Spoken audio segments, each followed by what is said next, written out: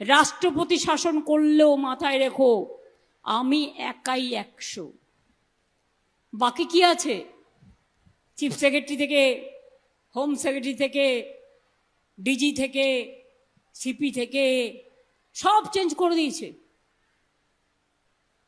এবং আমি অবাক হয়ে যাই, এত ভয় পায়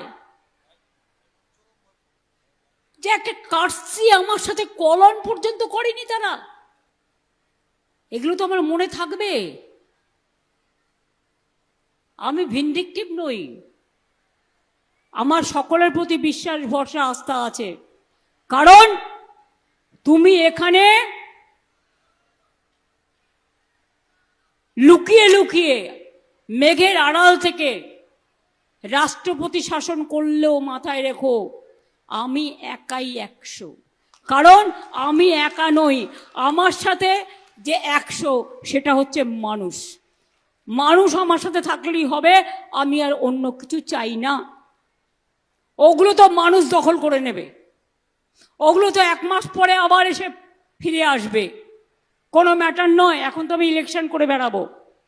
যদি কোনো দুর্ঘটনা ঘটে বিজেপি পার্টিকে দায়িত্ব নিতে হবে, আর ভ্যানিশ ওয়াশিং মেশিনকে।